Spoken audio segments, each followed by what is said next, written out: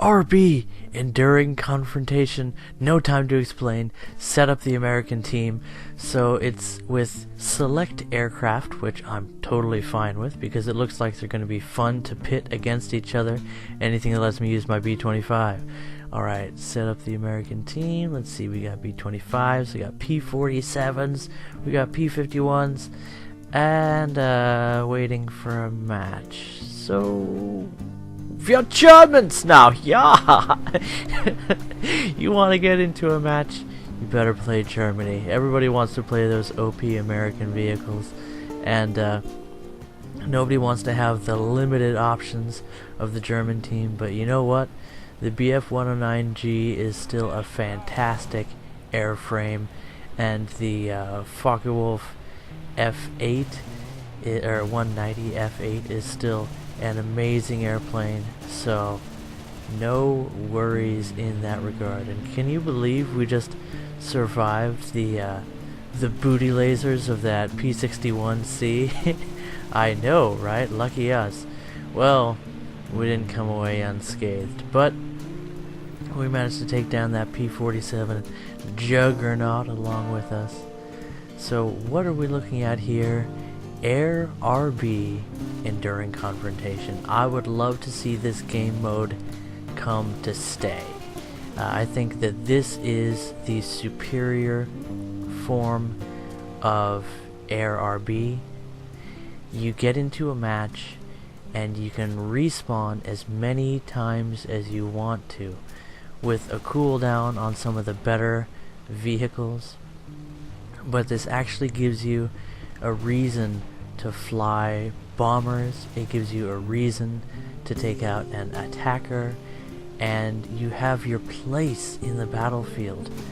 And overall, in this experience trying it out, I've found the gameplay to be more diversified is the word than Air RB. In a typical Air RB deathmatch, that's all it is. It really comes down to taking out all of the enemy team's fighters. There's very few planes. The ME-262A1U4 is one plane that can win a match without engaging enemy fighters, but you know, that is the exception rather than the rule, which makes Air RB matches, well, it makes them one thing, and that is a fighter on fighter free for or team battle, I should say. Sometimes it feels like a free-for-all, but here you see a more diversified gameplay. You can even have a reason to ground pound with your Focke-Wulf 190. There's no high-flying enemy fighters in the area, and if I can take out a few ground targets, we might win this ground battle, and that gives us victory points, and that is how you win in enduring confrontation. But I didn't come here to talk to you guys about EC, so let's actually talk about the ultimate update for Air RB, and that is a new game mode. Now, people talk a lot about fixing flight models, and you know,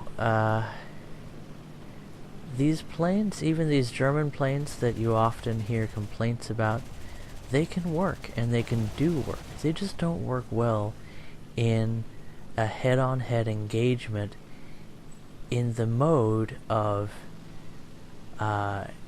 typical normal Air RB battles. If the game modes change around, even these sub-optimum flight models can work quite well.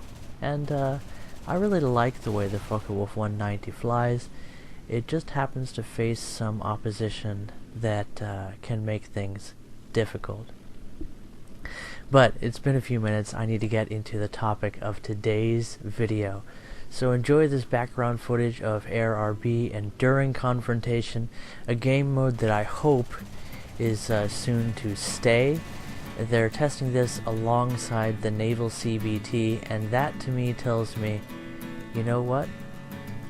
Hopefully that Gaijin has heard us, and they see that there's a need to update the game modes of the game, especially for air forces because things are getting stale.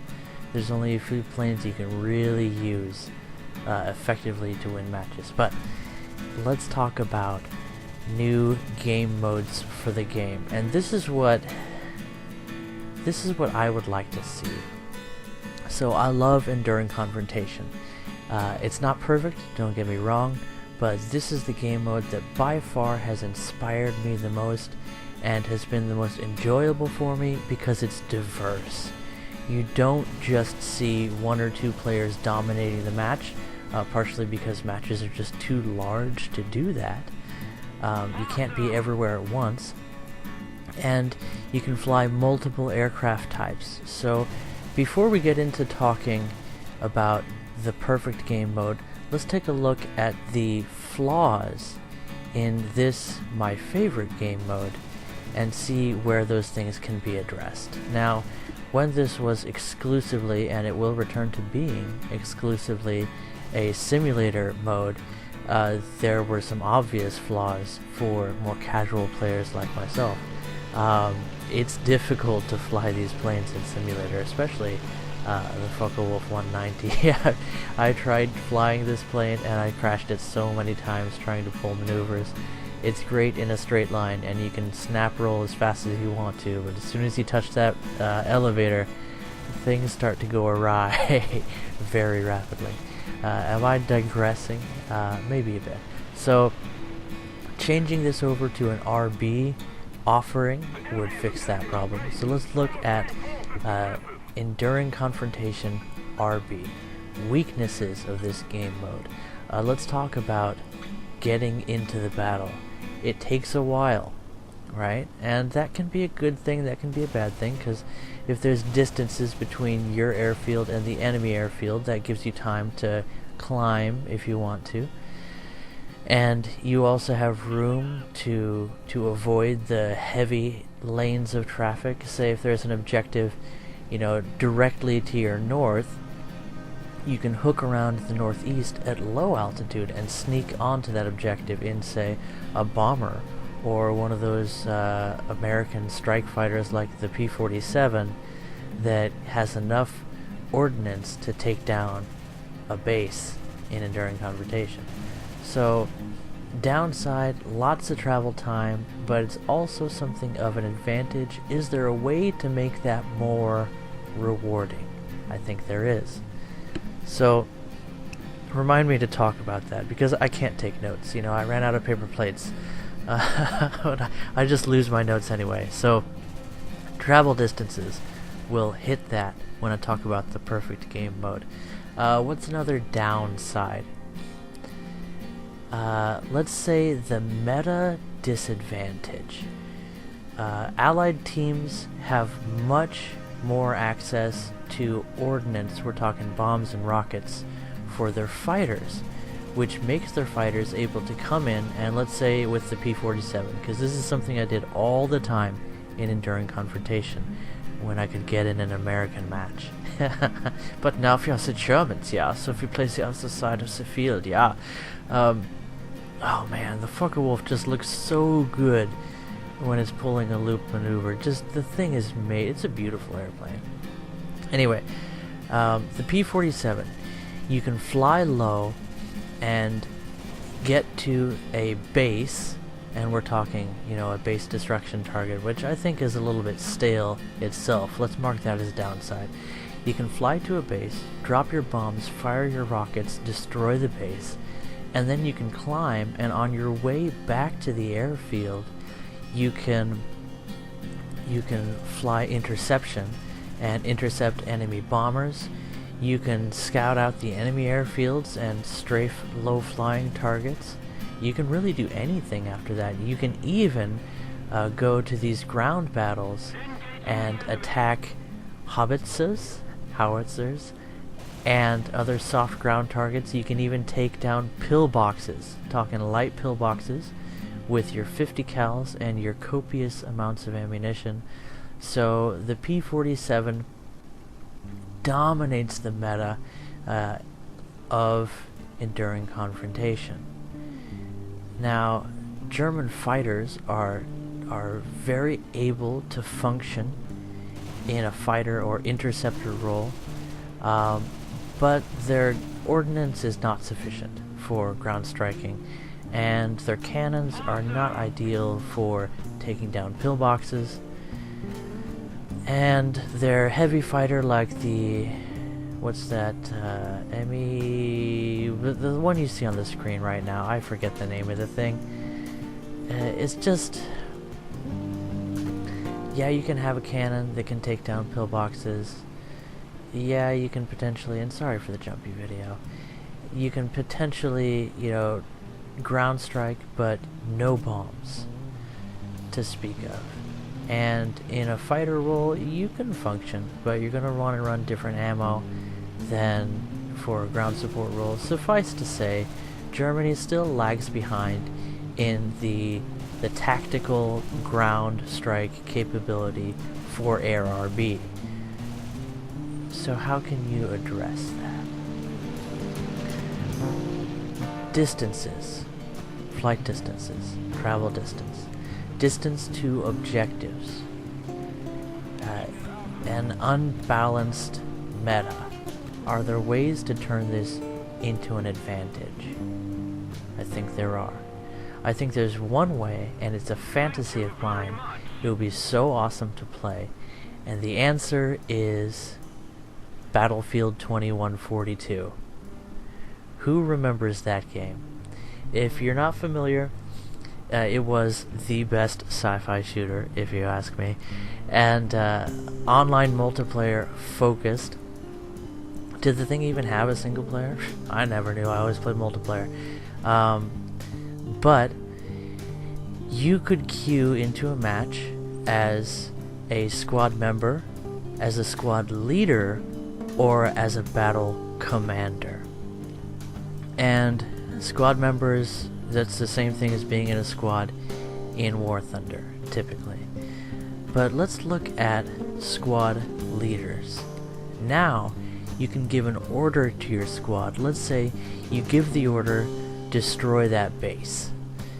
And if anyone on your team destroys that base, your whole squad, or if anybody in your squad destroys that base, or scores points in the area of the objective that you've marked, everybody in your squad gets a reward. Let's say they get half of what the reward for that action would be, and it's shared with everybody.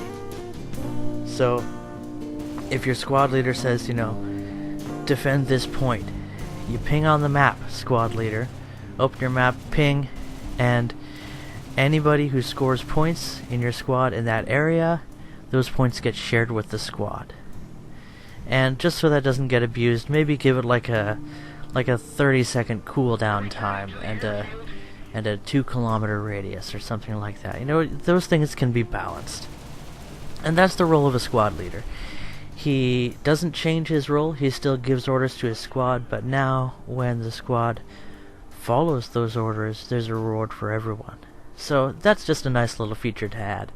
But what about a battle commander feature? And this is something I think that can revolutionize enduring confrontation, which is one step away from being by far the best game mode in War Thunder. Better than playing tanks.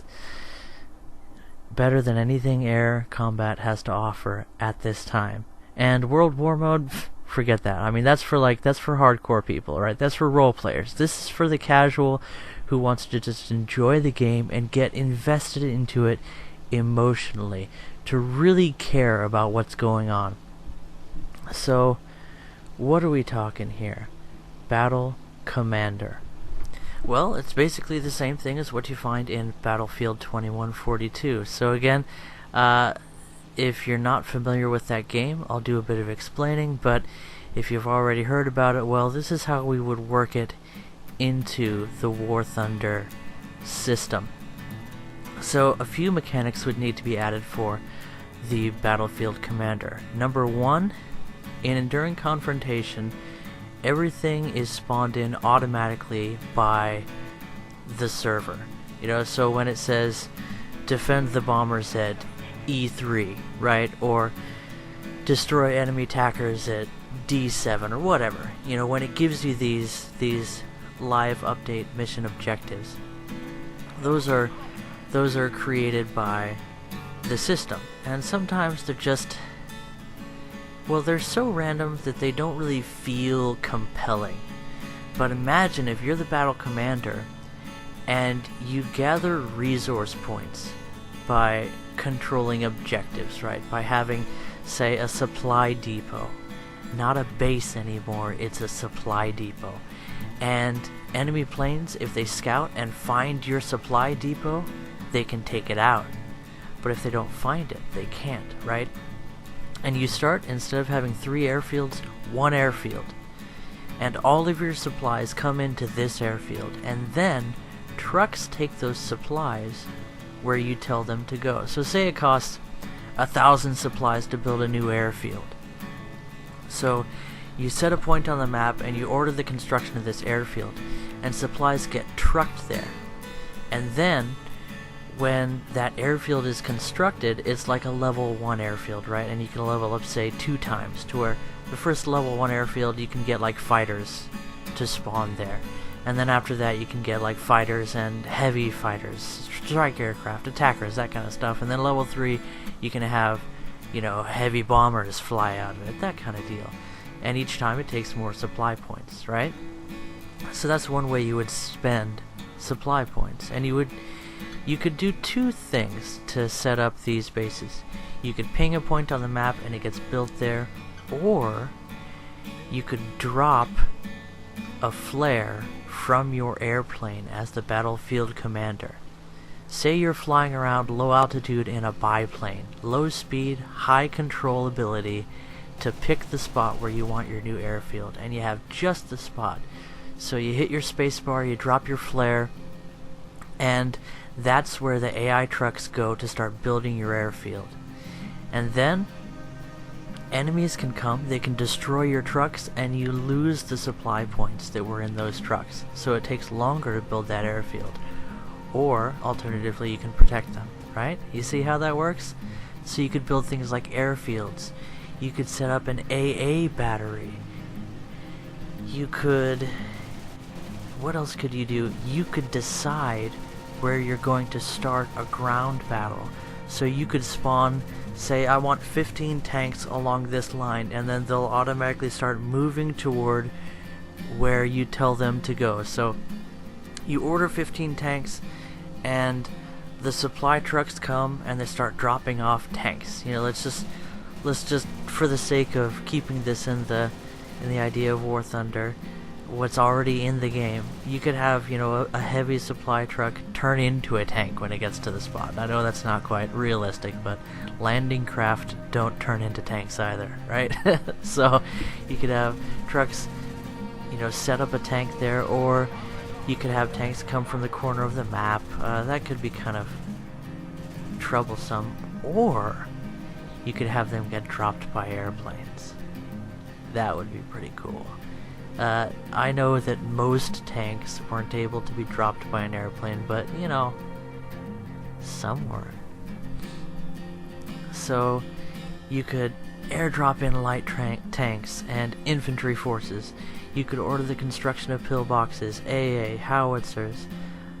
You could build new supply depots. You see how the construction aspect, you take the, and I've seen just insane things. You know, I've seen bases that you have to bomb on the side of a cliff, to where the graphics are all glitched out and you can't even tell where to bomb, right, in and during confrontation. And I've seen tanks driving along, you know, the bottom of a lake or a river, the crazy things like that. And when you put these things into player control to where they're not randomly spawned, that can really help. And then how does that help? Has this all been sort of clear? I don't know if I'm sort of getting across what the idea is, but basically you have a person in charge of the things that would have been automatic in a normal match. Now, how can you have this be controlled? Who gets to be that person? Let's just go with the highest level person who has applied at the beginning of the match to be the commander. and they just get randomly selected between the highest level person. So if you've got a bunch of level 100 people that all want to be the commander, then just have it be randomly fall on one of them, and that person isn't allowed to leave the match, right? Because if your commander leaves the match, then it's over. So what happens if the commander leaves the match? Well, you can't be a commander for a full day. Let's put it that way, right? And I know that's kind of harsh, but it's one of those things that not everybody should try to be the battlefield commander. I think it should be a really serious role and be taken seriously. But anyway, that's and that brings up another thing with Enduring Confrontation. Does it have to be a 3-hour match?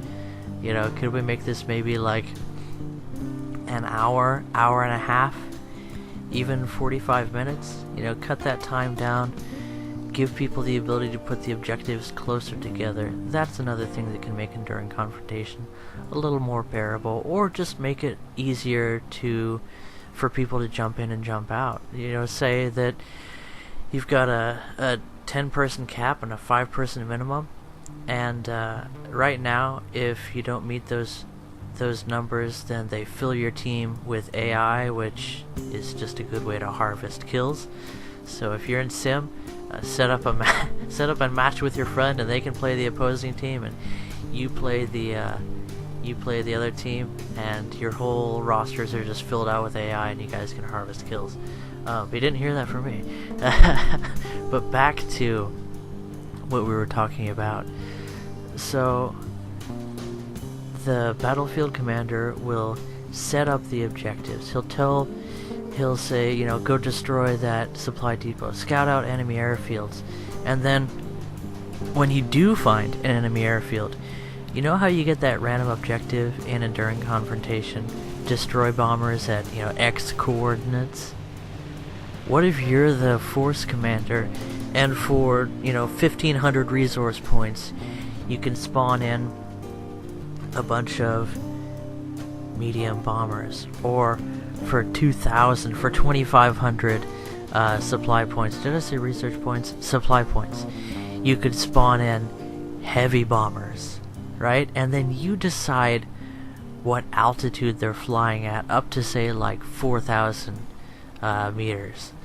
And then the higher altitude they are, the less accurate their bombs are. And these are AI bombers that go straight for whatever objective you give them. So if you want to take out an enemy supply depot, if you want to damage an enemy airfield, to see how things could get interesting? Because then, when you're on the opposing team and you get the notice, destroy enemy bombers, you know that they're actually targeting something important.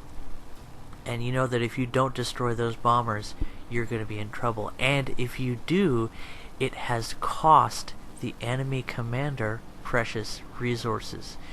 A resource gap that your commander will use to your team's advantage. So it's not just about points, it's not just about responding to automatic updates. Now, as an average player in the game, the thing that was just, a pointless AI, when's the next objective gonna pop up? Now, you're thinking, what is that fox gonna do next? Or what's this idiot gonna give me to tear into next? Let's see, right?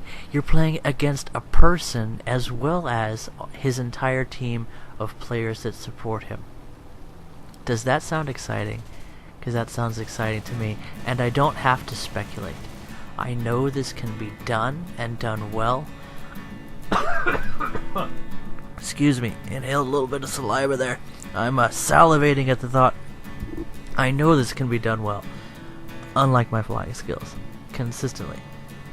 Because it worked so well in Battlefield 2142, where people entering into a casual match for around 15 minutes could be an amazing force on the battlefield. I played the battlefield commander constantly, and I got good. And I made a difference in the battles that I was in just by placing objectives and using abilities on point and in the right time. And then there were times where you'd face an enemy team that had no commander or a poor commander, and they could win, but it'd be very difficult. So that's what I'd like to see come to War Thunder. The next level.